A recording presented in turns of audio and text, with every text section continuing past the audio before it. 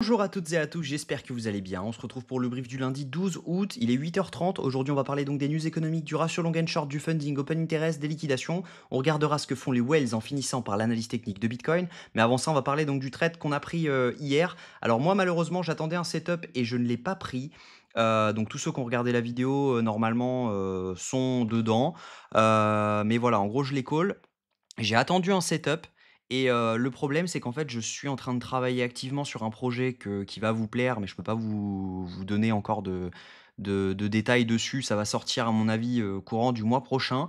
Mais voilà, en gros, je ne peux pas vous en parler, mais du coup, je n'étais pas devant l'écran, je travaillais sur ce projet et clairement, bah, le trade était parfait. On est actuellement, si jamais vous l'avez pris, sur un RR, de 2,9. Moi, je pense qu'on peut étendre au moins jusqu'au 57 400, parce que c'est la zone ETE. On a également un order block à prendre, c'est également la fin de ce FVG, juste là. C'est la zone ETE, c'est la fin des liquidations, et cetera. Donc il y a de grandes chances qu'on y aille. N'allez pas long le mouvement maintenant, on n'a pas, tout simplement, on n'a pas de data. On est en train d'accumuler, clairement juste là, donc clairement, il y a de fortes chances de venir les chercher. Donc voilà, le trade était parfait. Je suis un peu dégoûté de même pas avoir mis d'ordre étant donné que j'étais occupé. Mais bon, c'est comme ça.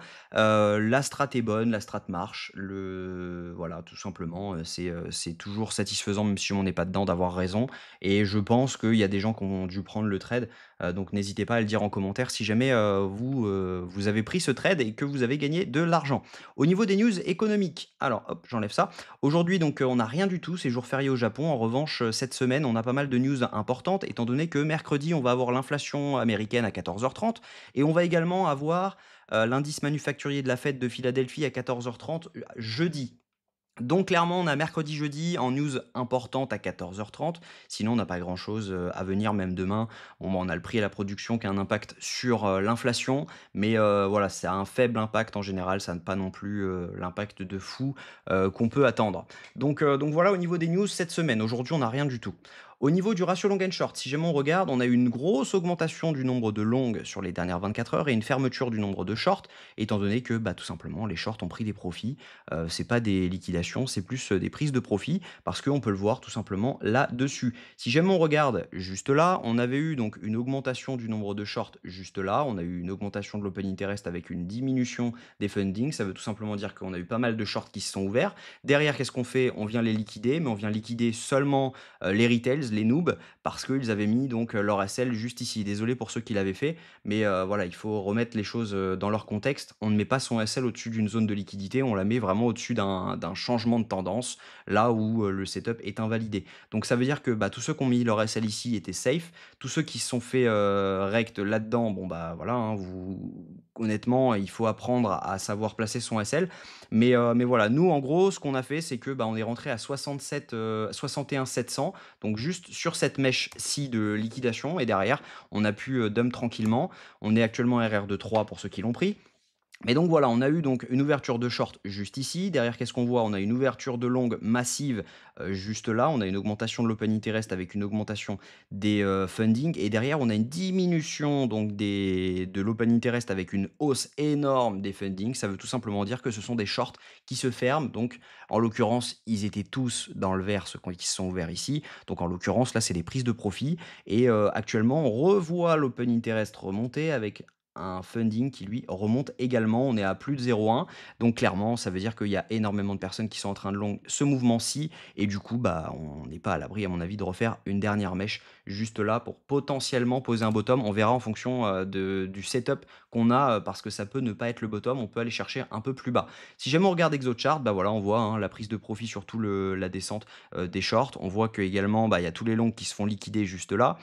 Donc voilà, on est là, on voit qu'on a une petite augmentation du nombre de longues juste depuis ce bottom. Donc potentiellement, les gens sont en train de s'attendre à un bottom alors que bah, pour le moment, on n'a aucun signe de bottom. Si on regarde les liquidations sur les 24 dernières heures, on a pas mal de gens à venir chercher autour des 61 000 dollars, étant donné que je vous ai dit, il y a pas mal de gens qui ont short ce mouvement. On a liquidé tous les longs, donc il y a des chances de venir chercher les 61 141 dollars, mais je pense qu'on ne va pas venir les chercher tout de suite Étant donné qu'on a quand même du monde à venir chercher juste en bas, alors je ne sais pas si sur une semaine ça va se voir, voilà, juste en bas, autour donc déjà on a les 57 600, donc ça va être le premier cluster à venir chercher. Derrière, on a un deuxième cluster autour des 56 500 et le gros du cluster se trouve autour des 53 700 $. Donc il y a des chances de venir mèche dedans pour derrière pouvoir repartir à la hausse. Si jamais on regarde ce que font les whales sont actuellement toujours en train d'accumuler, on voit qu'elles ne font absolument rien. Les micro-wells ont fait une vente, c'est elles qui ont propagé ce dump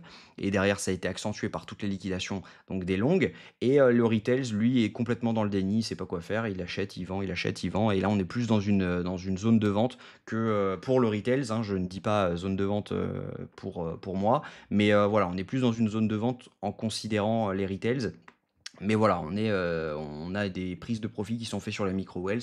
Donc pour moi, on n'est pas à l'abri de faire un dernier dump comme ceci et derrière pouvoir potentiellement repartir. Donc on va voir maintenant techniquement ce qui peut se passer. Donc la première zone de rebond pour moi, donc je vais retirer ce short pour que ça va être beaucoup plus clean. La première zone de rebond pour moi se situerait dans cette zone-ci, étant donné qu'on est quand même dans une tendance haussière. On pourrait très bien, donc suite à ce changement de tendance, on pourrait très bien faire un retracement comme ceci et derrière repartir à la hausse, chercher au minimum, je pense, les 64 000 $. En revanche, on sait qu'on a des liquidations à venir chercher autour des 54 400 jusqu'aux 53 500 $. Donc, les 53 500 $ se situent juste ici. Ça pourrait faire sens de venir chercher la zone OTE. Donc, celle-là, elle est mal tracée, si jamais je ne dis pas de bêtises. Oui, elle est mal tracée, elle a dû bouger. Donc, ça pourrait faire sens de venir chercher cette zone OTE. Donc là, c'était la zone OTE de tout mouvement, je peux l'enlever. Cette zone OTE-ci. Donc là, on aurait une zone entre les 54 200 et les 51 814 $. Pour rappel, quand on a fait cette mèche, on a fait un changement de tendance en H1. Donc ça veut tout simplement dire qu'on est haussier à moyen terme, on est haussier à long terme et à court terme, on est baissier. Donc, ça peut tout simplement dire qu'on pourrait faire un retracement comme ceci, où derrière, on repart à la hausse complètement et on vient défoncer les equal high qu'on a. On remet un petit coup de pression à tout le monde en se disant, ok, vas-y, cette fois, on va aller à 40 000 $. Tout le monde short ce mouvement et derrière, on repump. Donc, c'est pas impossible de voir ce genre de structure. Donc, on a une première zone de rebond possible autour des, que je dise pas de bêtises, je vais le replacer.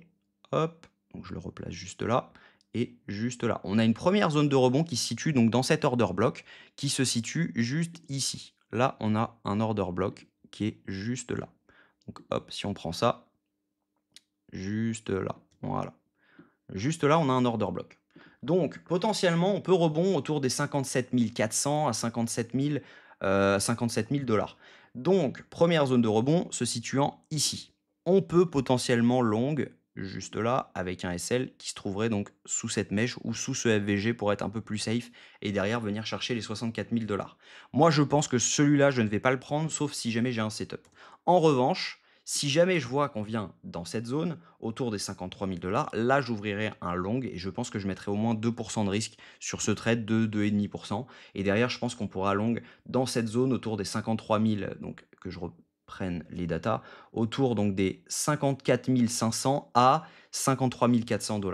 Donc, à mon avis, je vais faire un petit spoofing. Spoofing, ça veut tout simplement dire que bah, vous mettez des ordres, plusieurs ordres pour arriver donc à 2,5%. Donc, tout simplement, je pense que je vais faire du spoofing là-dedans pour derrière être fil sur les ordres et derrière pouvoir repartir. Et avec un SL, bien sûr, sous cette mèche. Parce que si jamais on revient sous cette mèche, celle-ci sera prise évidemment et ils vont protéger donc cette mèche-ci. Donc voilà un peu le plan. Moi je pense que voilà, on a un premier scénario dans lequel on rebondit ici et on repart à 64 000, mais derrière c'est pour mieux redump et potentiellement ça nous donnerait une grosse structure baissière, donc ce serait pas bon pour long ensuite.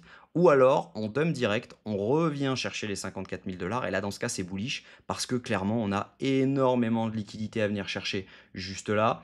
Là, on a, donc je vais me mettre en 1 heure, ça va être beaucoup plus parlant. Là, on a donc un equal high qui se situe juste ici. On a un deuxième equal high qui se situe juste là, où là, j'arrive pas à tracer, donc juste là.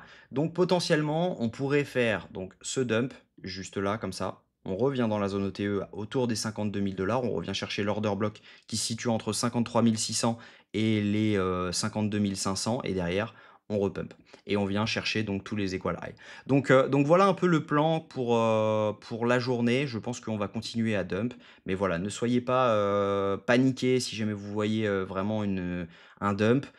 Ça va être l'occasion à mon avis de racheter du spot. Moi j'attends par exemple du Solana à 130-125 de l'ETH autour des 2 300 plutôt, à mon avis, ça va être vraiment intéressant de voir ce dump et on va pouvoir, à mon avis, se placer sur une dernière cartouche en spot. En revanche, si jamais, on allait à 40 000 garder quand même une petite cartouche. Moi, je pense que je vais garder 5 de cash pour derrière pouvoir DCA tranquille et puis j'ai toujours mon portefeuille futur au cas où, si jamais je veux rabattre, une partie. Donc voilà. J'espère que cette vidéo vous a plu. Si c'est le cas, je vous invite à vous abonner, à liker cette vidéo et à commenter pour me dire ce que vous pensez du marché parce que ça m'intéresse. J'aime bien avoir l'avis des viewers sur les vidéos. Voilà, passez une très bonne journée. On se retrouve demain à la même heure. Prenez soin de vous.